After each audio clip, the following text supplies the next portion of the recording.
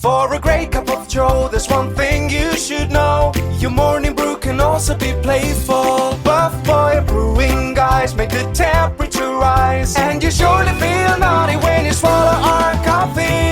If you want some real heat, give your mouth a fine treat. You will want some more, rest assured. Buff Boy Brewing, you can't get enough of. It's time for The Scribble, your weekly fix of celebrity chats, bizarre stories in the news, and basic random chatter with best-selling author and syndicated radio host Jeremy Bradley.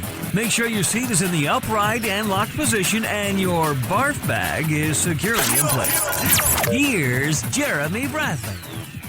Thank you very much, Larson. Jeremy Bradley here. This is The Scribble. Thanks for tuning in at thescribbleshow.com and on your favorite podcast app. It is Emmy weekend, and we are going to be previewing the big show. It's like TV's biggest night. It's the Super Bowl of TV, if you want to call it that.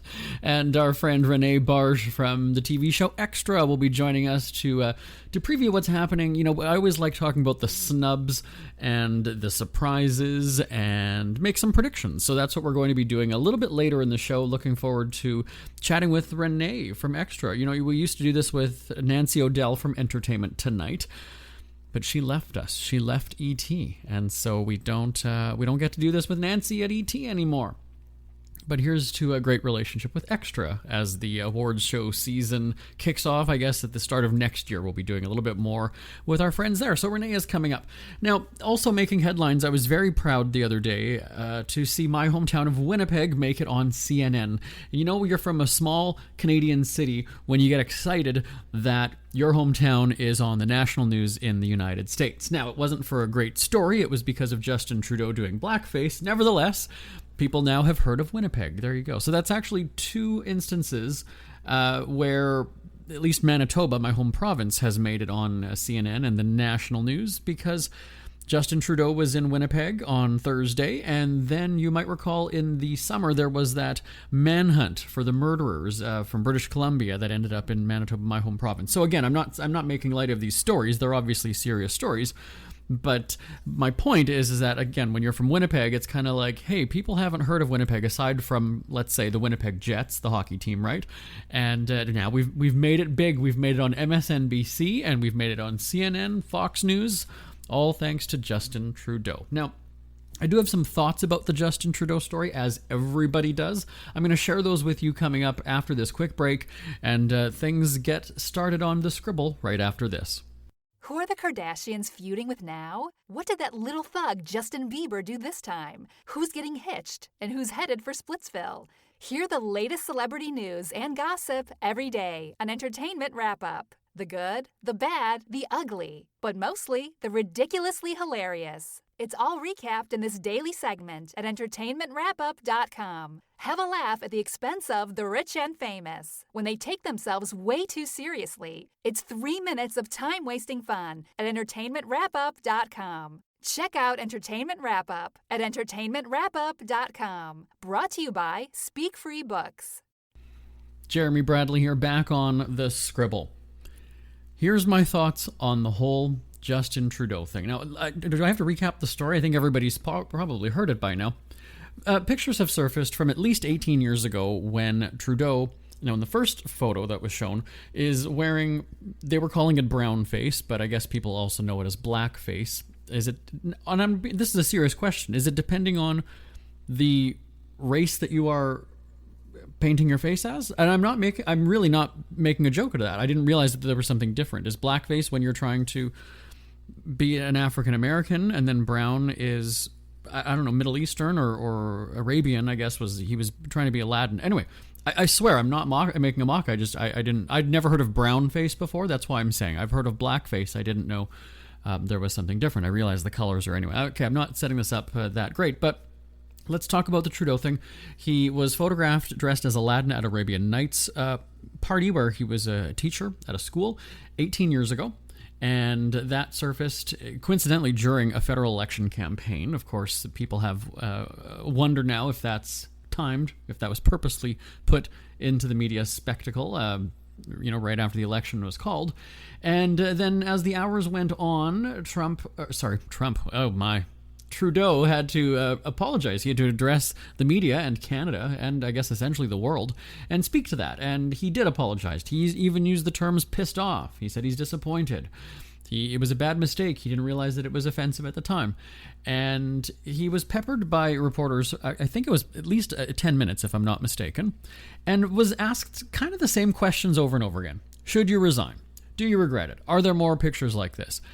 And I think that a person says sorry one time. And maybe they give a little bit more of an explanation and they say, I'm sincerely sorry, right? Maybe you add kind of a descriptor in that on your final one. And then you let it go. And then you put it to bed. You let it rest. That's it. And unfortunately, that's not the case, because then hours later, more pictures came out of Trudeau. And he then again had to apologize when he was in my hometown of Winnipeg on Thursday.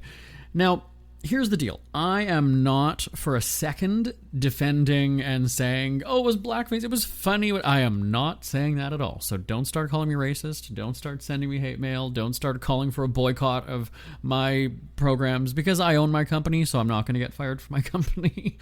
What I'm saying is, let's take a breath here, because there's this whole thing called cancel culture, and essentially the mob has spoken, right? The mob is outraged and calls for blood.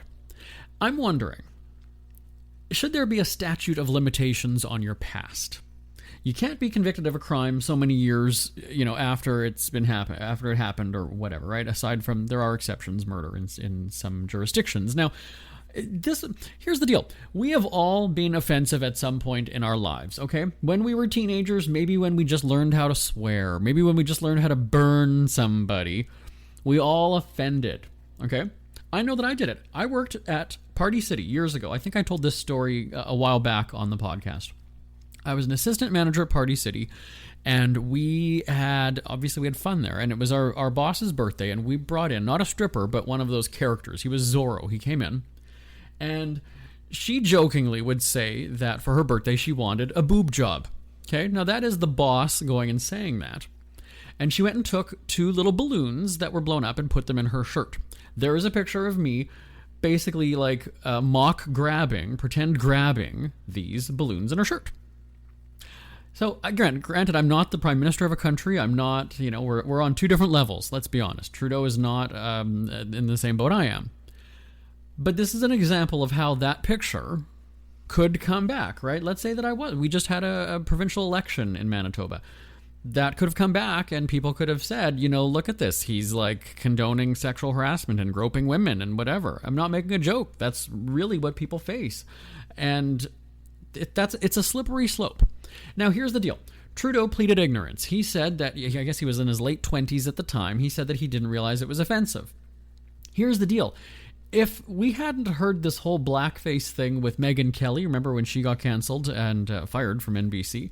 And it's been the last few years that I've started to hear the term blackface.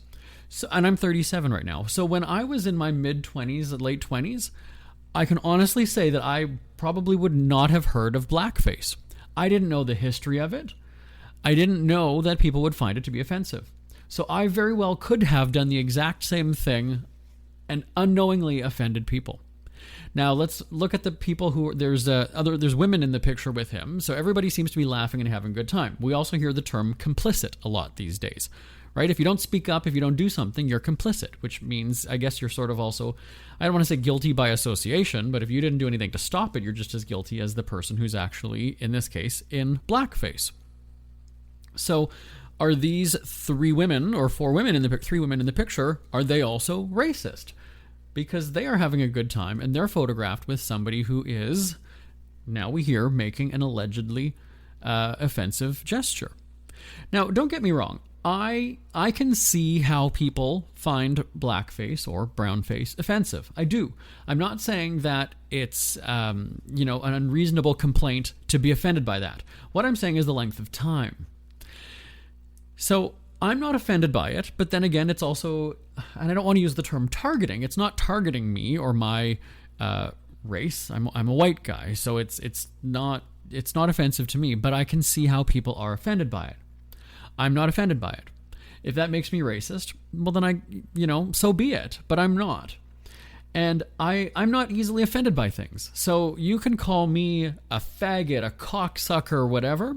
That doesn't bother me. I'm not offended by it. To me, I just put that in the back of my head going, okay, well that's a person's ignorance. And maybe they're not a good comparison. Maybe a race, I don't want to say a color of person, but right? I mean, it's a race or a sexual orientation, a minority, whatever you want to call them. Are there different levels to offense, right? Back in the day, yes, calling somebody a faggot, a queer, was deeply hurtful. But times have moved on, and it's not, to most people, an offensive term anymore. And I'm not saying we should just get over it. Again, I'm not saying that. What I'm saying is that this was so long ago. Is it necessary to bring this back up? People can change. We know that. Do I believe that Justin Trudeau is a racist? I do not. Do I believe he made a bad judgment call 18, 19 years ago? I do. Have we all at some point in our life? Yes. And again, it depends if you have that, he's the prime minister, so I don't want to say celebrity status, but let's call it a high-profile status. Yeah, you do have to answer to your past to a point. I'm going to put an asterisk on that. I think to a point you have to answer to your past.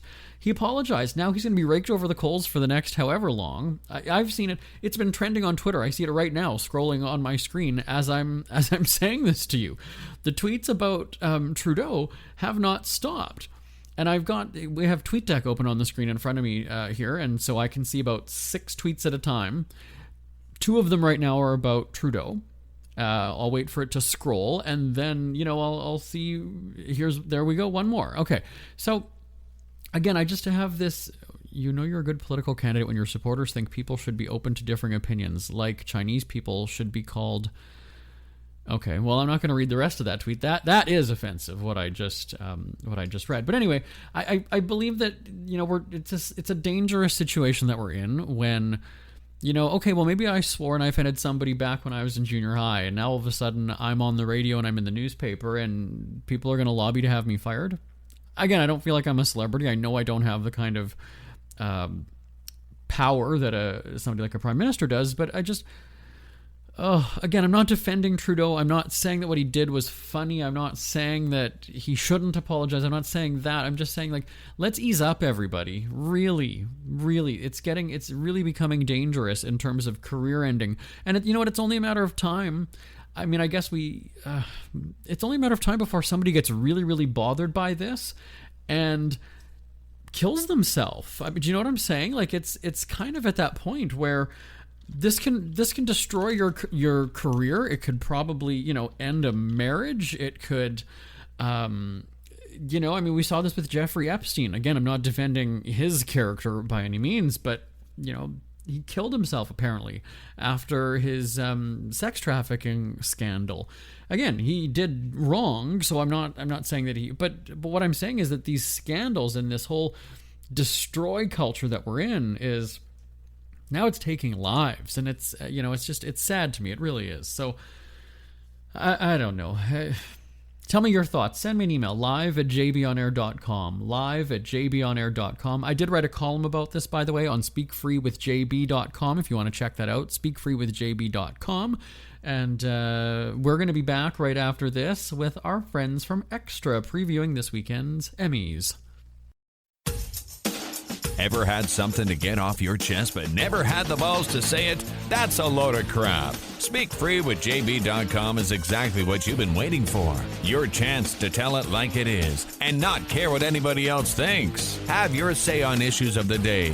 Join newspaper and radio columnist Jeremy Bradley as he tells it like it is. Hundreds of thousands of people have stopped by, including some well-known celebrities who have had a chat with JB and speak candidly about what's really going on in the world. You can join them too. Have a rant or a rave. Be brave and head on over to www.speakfreewithjb.com now. It's never too early to start thinking about your next holiday. Have you checked out Mexico recently? From tequila tasting, swimming with horses, to ziplining through the jungle and watching whales and dolphins in their natural habitat, Puerto Vallarta has it all. Visit mexico.jbonair.com to see all the fun PV has to offer. That's at mexico.jbonair.com for hundreds of photos, interviews, and videos from around the tourist hotspot. Check out mexico.jbonair.com for all the fun. That's mexico.jbonair.com. The Emmys are handed out Sunday night, and it's time for us to talk about the nominations, the snubs, and all the other fun stuff as we head into TV's biggest night. And Extras correspondent Renee Barge is joining us on the line. Hi there. Hi. This is like Super Bowl weekend for TV lovers, isn't it? It is. It's like the Oscars of TV, and it's crazy. We're all in study, cramming mode, last minute. I was always the last minute girl, you know. I was always pick the girl the night before the big exam that would be up until 2 a.m. doing that. So there's a lot of shows to catch up on, by the way. Well, that's all thanks to like streaming services and everything now too, right? Yes. Who has time? No. Well, we make time because it's worth it. There's some really good things out there, though. There are. Okay, so because I love drama, and I'm not talking about dramas, I'm saying drama, let's talk about the snubs. People are freaking out that The Good Fight got snubbed hard. Do you agree with the outrage? I didn't watch it, so I can't join in on that fight on that one. Did you watch it? I did. I thought that Christine Baranski was snubbed, but let's move on then. Everyone's always upset about something, but then there's too many shows. Like there's so many snubs when you think about it because there's so many great shows. Yeah. Okay. So Better Things got no love. Yeah. Interesting. The two shows that have positive sounding names, The Good Fight and Better Things, got such a negative response to the Emmys. Isn't that sad? This time around, but I think like when you look at this year, it's really about these shows that are coming to an end that have been these huge juggernauts like Game of Thrones and Veep. I think so many people were left out because finally all of these actors from Game of Thrones who hadn't been nominated before are finally in these categories. Let's talk about Veep because it's up for Best Comedy, and then of course naturally Julia Louis-Dreyfus is up for Best Actress, right? Do you think it was snubbed in any categories though? I don't think so, and I think that honestly that they have had so many nominations over the years, and rightly so. I think that if Julia doesn't win Best Actress in a Comedy, then that will be a snub, especially given that it is her last time. And if she wins, she's going to set a new record. I spoke to her recently about that and how much that would mean to her, and that she is really excited and praying for that moment. And even Rachel Brosnahan said that she'll be clapping like crazy for Julia when she wins. Like she has no hope in her mind that she's going to win that. So I think if she was to take it out over Julia, that would be a snub. Now, in other Julia news, Julia Roberts didn't really get much gold earlier this year, and she's getting no love for Homecoming. Should she have been nominated? No.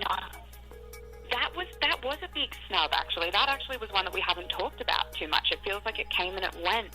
But again, it was just such a big year, and especially for the women. There was a lot of incredible female-driven performances, so I think it's really hard. But it's Julia Roberts. Everyone expected that she would, but I don't think the show took off as much as maybe it was anticipated that it would. Right. Let's shift gears, though, to some other acting legends and some good news for them. A lot of love for my fellow Canadians on Schitt's Creek. The show finally getting nominations this year, 4 of them. Eugene Levy, Catherine O'Hara, legends, love them. How do you feel about the show? I'm obsessed with it. Dan Levy is a dear friend of mine, so I am so incredibly proud. I've watched every single episode. I think it is genius. I would love to see Eugene Levy win. I don't think he's going to because Bill Hader is going to take it for Barry. That's my prediction, but I would love to say maybe next year that they will take home some gold. But I'd love to see all of that. The entire cast deserves that. I mean, the show, it's genius. It's incredible. It is. Okay, so let's make some of those predictions, at least in the major categories. So Best Comedy, you're thinking is going to go to? Best Comedy, I think it's going to go to Veep. I think it's between The Marvelous Mrs. Maisel and Veep, but political reasons, Veep being its last season, I do think it's going to go to Veep. Okay, Best Drama. Best Drama, that is really hard for me. I think it's going to go to Game of Thrones, but Killing Eve, for me, deserves it. I love that show. I think it is incredible, but come on, it has to be Game of Thrones. Okay, what do you think about This Is Us, though? Because, you know, when the show first started on NBC, lots of acclaim for it. It's not a top contender for you in Best Drama this season? No, I think it's an incredible so. And again, the cast, I think there's a very good chance that, that we see Sterling K. Brown take another award home for his performance. But I think when it comes to Game of Thrones, I mean, who wasn't talking about Game of Thrones this year? We didn't go one day without somebody talking about that show. Okay, so we already covered Best Actress Comedy. It's a fight between Julia, and I'm going to say Catherine. What do you think? You're saying Julia. I'm saying Julia. For me, it was a fight between Rachel and Julia. I think it's going to go to Julia. Okay, over for Best Actor. Again, we've already talked Eugene and Bill. Bill, okay. Bill Hader. Come on, Barry's incredible. Have you watched Barry? I haven't seen the whole season, but yeah, I've seen one or two, yeah. Yeah, it's incredible. Okay, Best Actress Drama. I think it's a tight race for me between Sandra Oh and Emilia Clarke. But again, it's Emilia Clarke's last chance to win for this, for her performance in Game of Thrones. And what an incredible arc she had, especially in this last season. Everyone was talking about her. The last episode, the big finale of Game of Thrones, was all falling on Emilia Clarke. So I think that it's got to go to her. Sandra Oh had a big, we'll call it award show season. That's, of course, at the front part of the year. And we always hear that the lead up to the Oscars, what happens in the award shows before the Oscars is sometimes an indicator of what's going to happen. What do you think, though, when it comes now to the Emmys and Sandra Oh? I do think that leading up to the Golden Globes, I would be very surprised if we didn't see her win SAG. 100% I think we'll see her win at the SAGs, and a very good chance at the Globes of her taking that home. But I just think for the Emmys and the Emmy voters, I think we're looking at Emilia Clarke. Okay, Best Actor Drama. That's another hard one, but I think it's Kit Harington, Game of Thrones. He has been incredible, and it's his last chance to win. But it could go to Sterling K. Brown. He is everybody's favorite. He is the king of TV. Everybody loves him. It's very tight between Kit Harington and Sterling K. Brown. Okay, I have to ask you, did you do what I did when I was a kid? I got the TV guide because there was a checklist for all the categories. I made my own predictions, even though I had no idea what half of the shows were. 100%. Okay. Yeah, totally. And I still do that. But I now I actually do watch all of the shows, and I'm so invested that I do feel robbed. I understand that snub feeling that I feel robbed when my pick doesn't win. And now, thanks to the internet, I'm grateful when those websites come up with the printable list. That really helps a lot. Yes. So good, yeah. That's what I have right in front of me now. All right, so what does Extra have on tap for Emmys weekend? Oh, we are going to be covering it from all angles. I'll be on the carpet along with Billy, which is going to be a lot of fun, and Jen, she'll be on the carpet as well. And then I will be backstage with all the winners when they come off stage. And then we've got all of the parties are going to be covered as well. So come Monday, we will be hitting the Emmys from all angles. I'm really excited. Who are you looking forward to seeing the most? I mean, I get really excited about the fashion, and for me, the new princess of TV is Zendaya. She's not nominated, but she's going to be presenting, and I think we're going to see her nominated for everything next year when it comes to the Globes and everything, and she kills it with fashion. She is the best stylist in the biz law, so I'm very excited to see her on the carpet. Also, Gwyneth Paltrow is going to be there because she's presenting. And of course, I love seeing the Game of Thrones cast. It's going to be really fun to get to see a lot of them who haven't been nominated before, like Sophie Turner and Maisie Williams. It would be great to see them all. When it comes to fashion on the red carpet, obviously Oscars a little more formal. What are you expecting to see for the Emmys, though? The Emmys is fun because it's a little less predictable. I feel like people do have more fun. You see a lot of women wearing pantsuits and being a little more playful and more comfortable. I'm doing something a little different for me, something that I wouldn't normally do for one of the other award shows, because you can kind of take it down a notch in a sense. You can play it a little cooler and have a bit more fun with it. So that's what I'm kind of expecting to see a lot of color and playfulness and kind of young, fun, vibrant dresses and looks. Where do you see the acceptance speeches going this year? We've seen people sort of, taking a stand, right? They're using it as a soapbox sometimes to get political. Do you see that happening this year at the Emmys? I really do, and I think the fact, again, that there's no host this year and it's driven by the presenters and everything, it does free up that little bit more space and time for people to do that. And I think when you look at the landscape and the climate that we're in, and a lot of these shows that are nominated, like when they see us and shows that have these really, really big, important talking points, the platform is there and people are going to take it. I would be very surprised not to see that. All right. Well, we're going to be watching Extra, and I guess all the updates online throughout the weekend, right? Yes, all on our Extra Instagram too. We'll be all over it. All right, Renee, thanks for joining us, and enjoy your Emmys weekend. Thank you so much. Isn't it crazy that you wait for payday, but before you know it, you're strapped for cash again? It's time to stop blowing your money and become a smart spender with the book, The Official Guide to Being an American Cheapskate at cheapskatebook.com. Learn simple ways to cut costs at home every day and during special times of the year. Don't go broke at Christmas. Don't remortgage the house for a fancy vacation. The book is filled with tips to save you money throughout the year. Check out the best-selling book, The Official Guide to Being an American Cheapskate at cheapskatebook.com or on Amazon and iTunes. Jeremy Bradley here, back on the Scribble. There's an interesting story also from my hometown of Winnipeg, Manitoba. We've got some time, so I want to tell this story right now. Anybody who has physical impairment and needs to either be in a wheelchair or a walker or use a walker or has a cane realizes the importance of steady and sturdy sidewalks. And as far as I know, in many areas, it is illegal to block a public sidewalk with your vehicle. And so I was told of this story that a big 4x4 truck was parked in a driveway and completely blocking the sidewalk, prompting an old woman in a wheelchair to have to go around this vehicle. So basically go onto the street, which is kind of on a blind corner as well, where cars come by really fast. And pictures were taken of this truck, and also that the truck had no front license plate, which again in Winnipeg is the law. You do need to have a front license plate. So I was sent pictures of this, and because people kind of know I'm a shit disturber from time to time, and the woman said, is there something that you can you contact this company? Can you email? I said, yeah, sure. And I found the owner's email address, and I just did. As an FYI, I wasn't much of a dick at all. It was just kind of like, hey, this was brought to my attention in the neighborhood. And, it's, as far as I know, it's illegal to do these two things, no plate, and you're blocking the sidewalk. And, it's prompted this woman to put herself in danger just to get around it. And, if you could please move it, because I understand the neighbors are going to have it towed.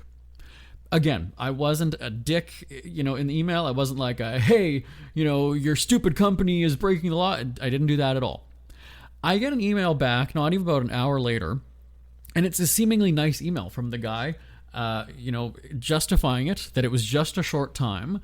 It doesn't have plates because the insurance company is getting new plates, and, apologies to the person, and then taking a jab at me going, well, I guess you have too much time on your hands and the neighborhood can breathe easy now. And I just thought, what, you were winning me over with like the apology and the explanation, whatever, but now you're just being an asshole. And it's like, I'm actually trying to do you a favor, like to save your truck from getting towed, big guy. And that's how you reply. And I just thought that is horrible. Oh, that's right. And he said that the neighborhood can breath easy now and not breathe. But that is terrible PR, I would say. And I don't even know if they're on social media, whatever. I just, I didn't care to play that game because, again, I don't have that much time on my hands. But I just thought, wow, that is such a ballsy response. That is terrible PR to do that. And I didn't have like a signature on my email, so I didn't show that like I'm in broadcast or anything like that. I didn't give my phone number. It was just like an FYI kind of an email. And to get that reply, just, oh, well, the neighborhood can breath easy now, and, you can go back to having too much time on your hands. Wow. Again, especially in a community like Winnipeg is a small city, word's going to get around about that truck blocking it. And, if something did happen to this woman, thankfully nothing did. That could sink a family-owned little operation. And I almost kind of want to say I hope something does happen to them, but I just went on that whole Trudeau rant, so I'm not going to do that. Anyway, we're out of time. Feel free to give me a shout anytime. It's always awesome hearing from you. The email address, live@jbonair.com, live@jbonair.com. Oh, we're not done yet. Here's a Twitter promotion, speaking of social media. We hear you chirping. Get scribbling. Tweet up the Scribble at The Scribble Show. Join the discussion with Jeremy Bradley.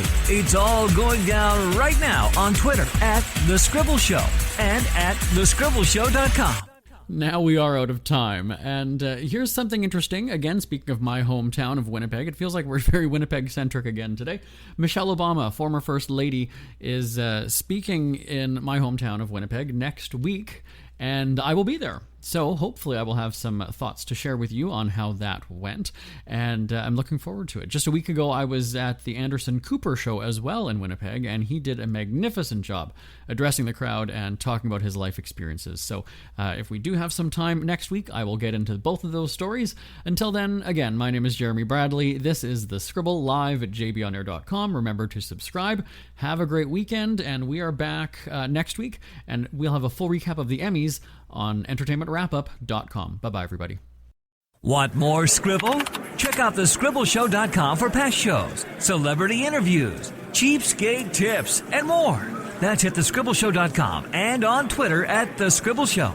The Scribble is a speak-free media presentation. If you want some real heat